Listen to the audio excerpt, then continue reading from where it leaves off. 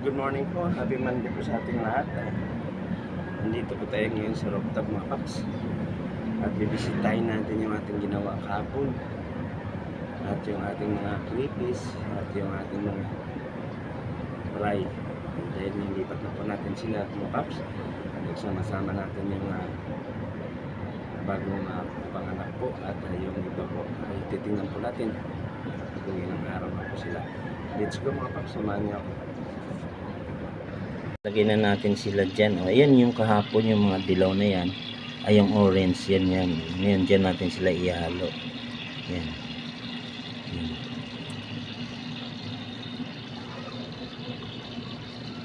Yan mga paps.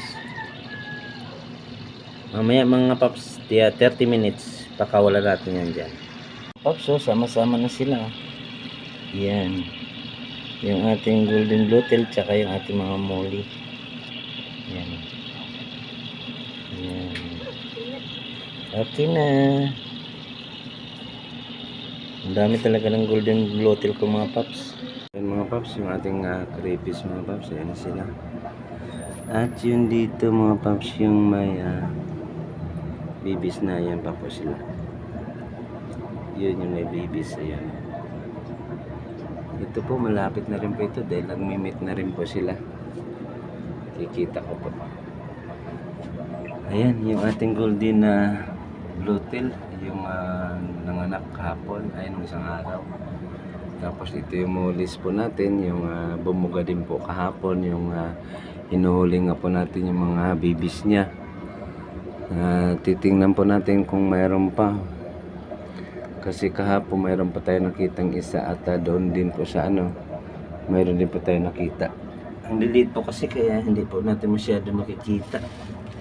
Ayan po. Sigla na po sila. Kasi naarawan sila. Ito po yung ating mga guppies.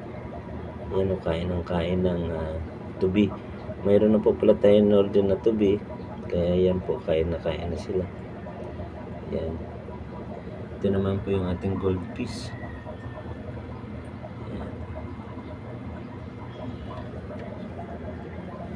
Ayan po yung tubi na in-order po natin. Ayan.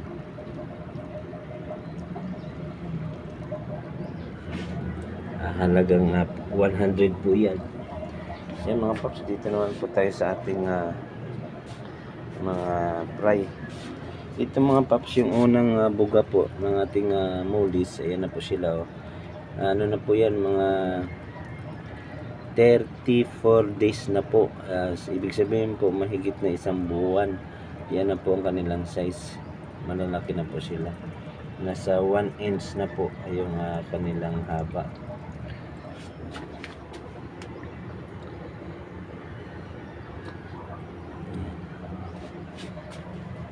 Tingnan niyo po. Yan, paano po natin yung pagkain po nila.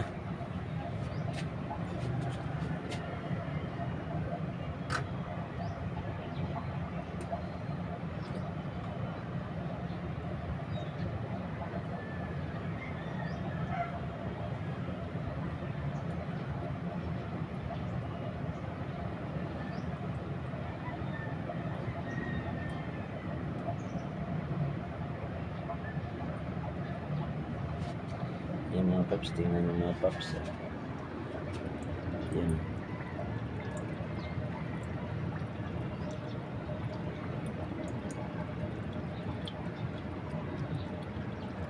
Kain sila ng kain. Ito naman po yung ating isang linggo pa lang po, 7 days. Yan sila. Yan sila sa dulo.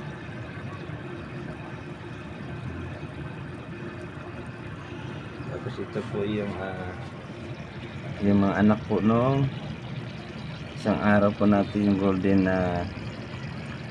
blue-tail po natin. Tapos yung kahapon po na yung sa fry, ayan din po yung mga itim. Ayan, halo-halo na po sila.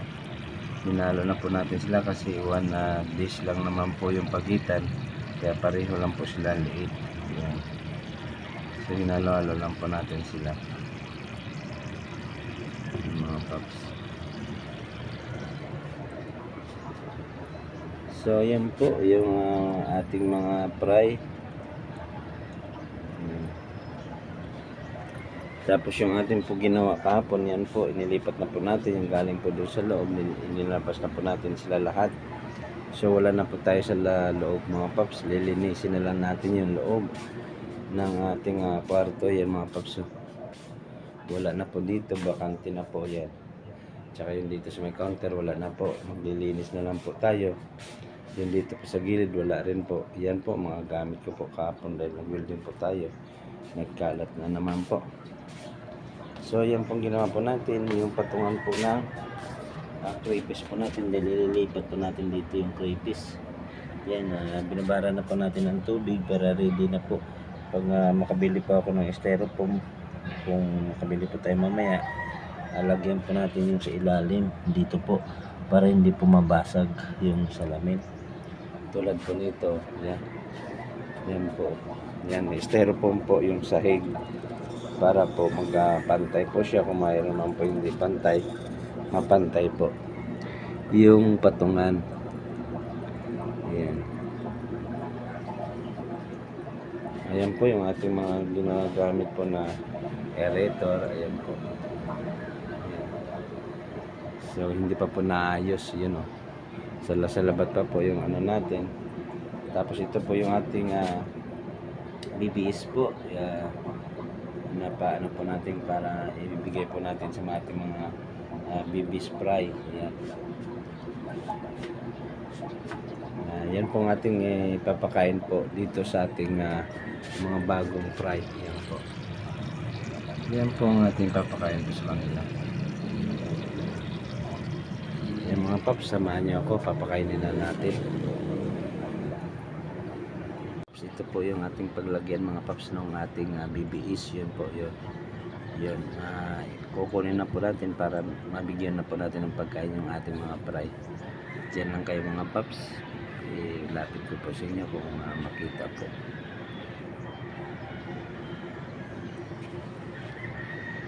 Nalagyan po yun. Ayan mga paps, kukunin na po natin.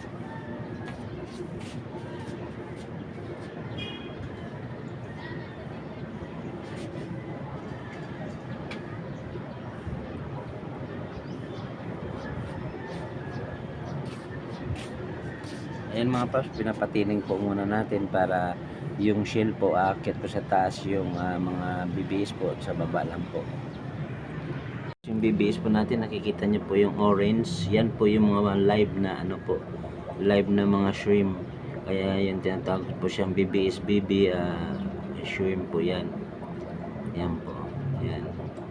Yan po yung bababa po dyan, yan po yung ating kukunin na yan po sa baba po, ayan.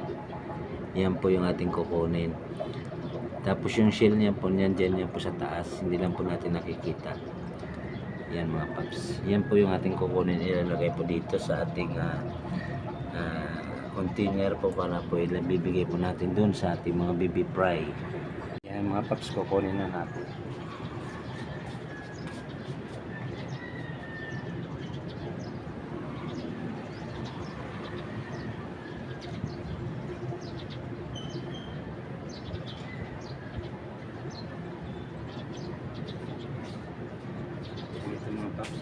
Ayan, nakuha na po natin. Ayan.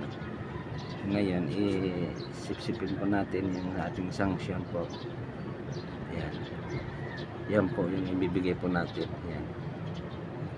Yan po ibibigay po natin dito sa ating po.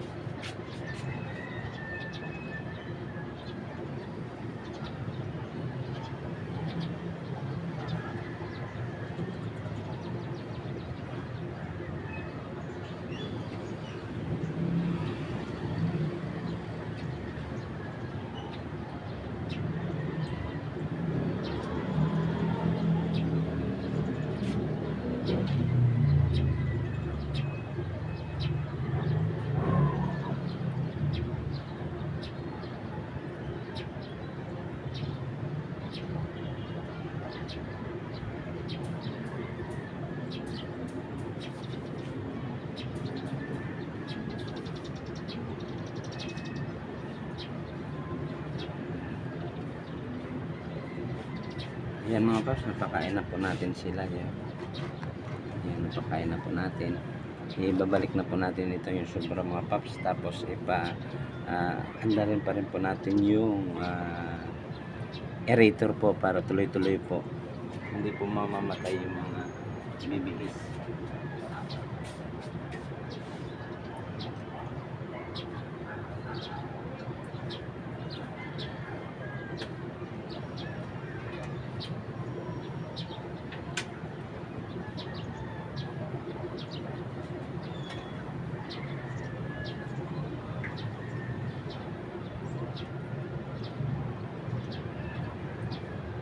Ating mga paray, ayan kalalagay ko lang ng pagkain, ubos agad grabe sila. Yan, pero ang lalaki na naman mga paps, tingnan nyo. Kita nyo na yung ating mga alaga mga paps, na-update ko na kayo. Ito ay 34 days na po yung unang fry po natin. Ito ay 2 days pa lang. Yung dilaw po ay 3 days na siya.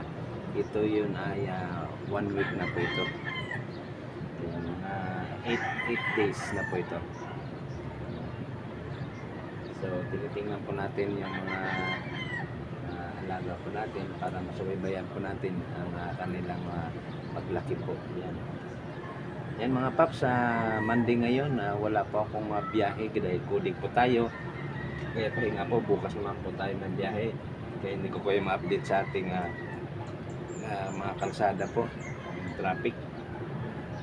So dito po muna tayo, mamaya po gagawa pa rin po tayo dito sa taas po kung ano pa po yung mga dapat natin gagawin para po sa ating mga kritis at sa ating mga isda po. Ayan mga paps, yung hindi pa po nakapag-subscribe po sa aking YouTube channel po na Paps Rooftop, please subscribe na po kayo.